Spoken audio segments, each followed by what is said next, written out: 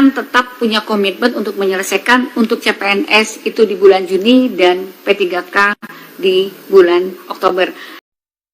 Sebelum sahabat ASN melanjutkan menonton video ini, silakan sahabat ASN untuk subscribe channel ini.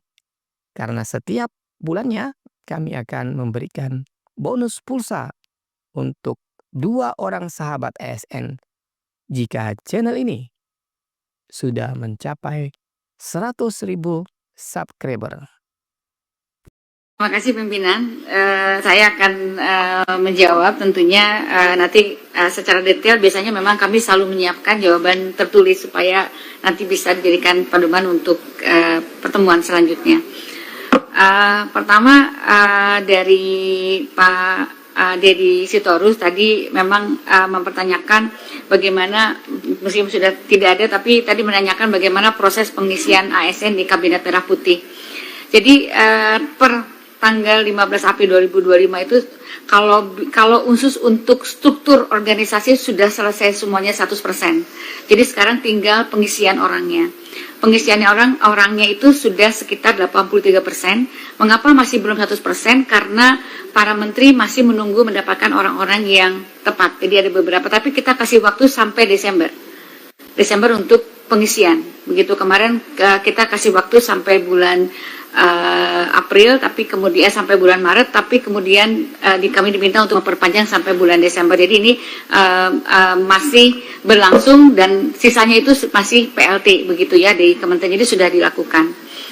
Kemudian juga ada pertanyaan kaitannya dengan masalah KASN. Ini KASN itu kan tidak melihatnya bukan karena lembaganya yang dibubarkan, tapi fungsi-fungsi itu masih tetap dilaksanakan.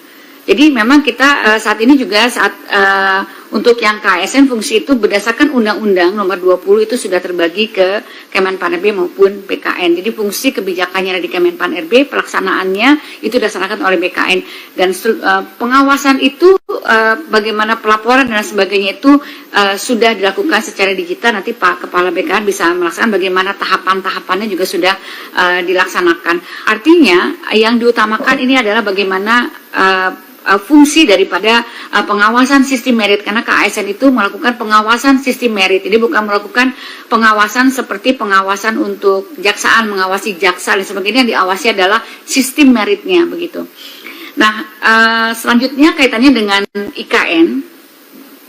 Jadi secara umum sebetulnya yang tadi saya sampaikan itu adalah roadmap yang sudah kami persiapkan sejak terbitnya undang-undang mengenai IKN.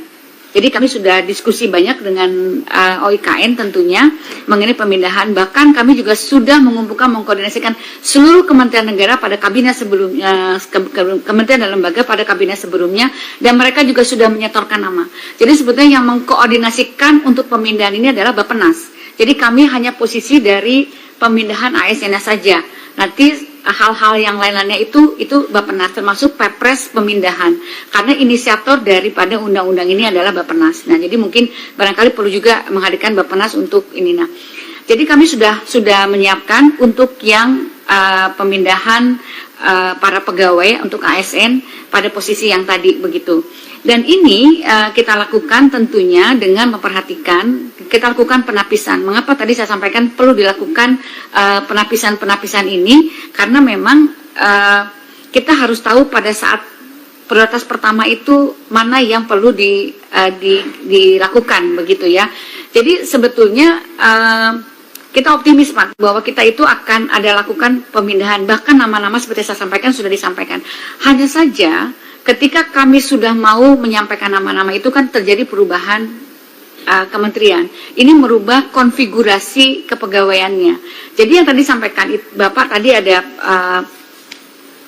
Pak Irawan tadi saya menyampaikan ada kelihatannya hanya kementerian-kementerian atau lembaga saja, ya lembaga-lembaga yang tidak dipindah, yang tidak berubah mestinya sudah bisa pindah. Tapi dalam prioritas kami itu untuk yang prioritas pertama itu kan sekitar 38 kementerian itu hampir 60%-nya itu adalah kementerian yang berubah. ada yang contohnya misalnya KLHK, kemudian ada PUPR, kemudian juga ada Menko juga semuanya berubah, dan ini konfigurasi kepegawaiannya menjadi berubah. Yang dulu sudah pernah disampaikan ke kami menjadi kita lakukan program, makanya kemarin kami sampaikan kepada KL untuk dilakukan konsolidasi karena banyak mutasi-mutasi nih, mutasi-mutasi setelah kabinet yang baru. Nah, ini tentunya kami sambil menunggu nanti Perpres pemindahan ini, kami pun sudah menyiapkan rancangan peraturan Menpannya untuk mengenai pemindahan ini. Nah, selanjutnya kami juga ingin menjawab, sebentar saya cek lagi.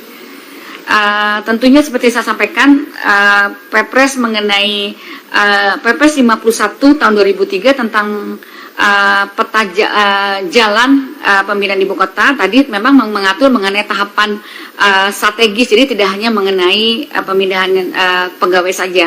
Tadi pimpinan sudah menyampaikan OIKN memang tidak hanya pekerjaannya membangun saja, tapi ada Pemdasu, tentunya kami juga akan menyesuaikan ke arah tersebut. Dan mitigasi resiko yang tadi Bapak Romi maupun Bapak Ibu menyampaikan mengenai mitigasi resiko terhadap efek psikologis, tunjangan dan sebagainya, itu sudah juga ada kajian yang sudah kami siapkan. Nah, itu kira-kira Bapak dan Ibu kaitannya dengan pemindahan IKN. Kemudian juga kami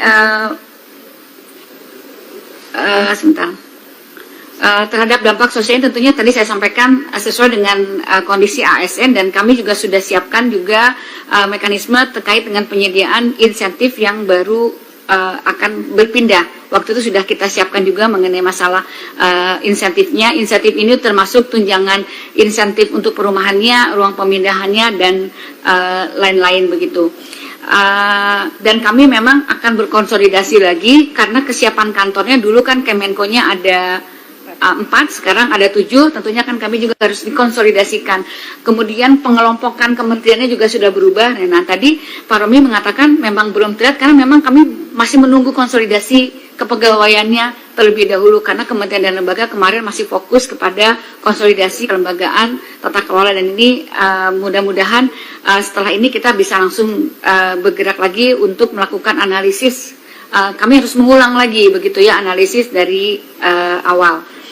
Kemudian kaitannya dengan transformasi digital. Transformasi digital ini kan kita melihat bahwa transformasi digital itu merupakan transformasi digital yang bersifat nasional. Kemenpan RB tentunya tidak bisa aplikasi sampai ke desa begitu ya. Jadi kita melihatnya sebagai pelaksanaan transformasi yang dilakukan secara lintas sektor. Yang menjadi transformasi yang saya sampaikan tadi di dalam paparan adalah tentunya bagaimana mengenai keterpaduan layanan untuk masyarakat. Itu menjadi lebih penting. Oleh karena itu tentunya tadi seperti saya sampaikan, untuk transformasi digital tidak bisa dilakukan sendiri karena Menpan hanya menyiapkan mengenai masalah konsolidasi atau tata kelola bisnis proses, bagaimana layanan sampai ke pemerintah, sampai ke masyarakat. Dan untuk itu seperti yang sudah kami sampaikan beberapa waktu pertanyaannya Pak Aziz waktu pertemuan yang sebelumnya, kami sudah menyiapkan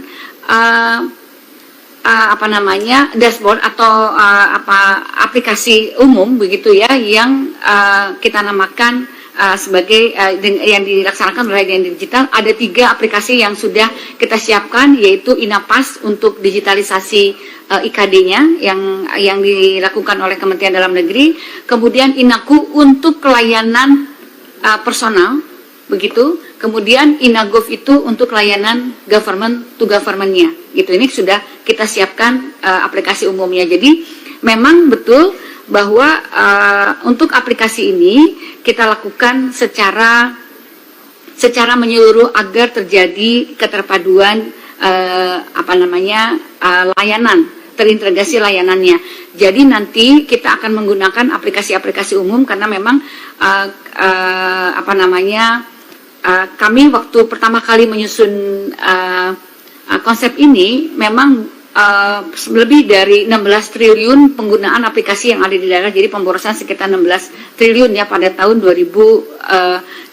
Nah ini sekarang kita sudah mulai mengkonsolidasikan, dan ini kita sudah ada pengaturannya di dalam Perpres 95 tahun 2018, termasuk peraturan-peraturan turunannya, dan kami tentunya sudah ada beberapa kebijakan di dalam mengatur digitalisasi ini. Pertama tentunya menggunakan prinsip keterpaduan di dalam pelaksanaan kebijakan pemerintah digital, termasuk di dalamnya adalah bagaimana melakukan portal nasional ini secara lebih komprehensif. Dan selanjutnya Bapak dan Ibu, pertanyaan kaitannya dengan masalah honorer, tenaga honorer, nanti mungkin P3K, nanti Pak Kepala BKN akan menyampaikan progres sampai saat ini, dan tentunya kami akan tetap punya komitmen untuk menyelesaikan untuk CPNS itu di bulan Juni dan P3K di bulan Oktober. Dan tadi untuk yang tahap 2 hari ini sudah mulai ada tesnya gitu. Jadi tidak pernah kami menyampaikan ada penundaan, Bapak. Tidak pernah kami menyampaikan penundaan, dan tetap kami konsisten karena konsisten dengan apa yang sudah menjadi komitmen pemerintah di dalam penyelesaian tenaga honorer. Jadi mohon izin pimpinan, nanti Kepala BKN secara detail akan menyampaikan bagaimana progres terhadap ASN, dan nanti hal-hal yang belum terjawab secara rinci akan kami siapkan jawaban secara tertulis. Terima kasih.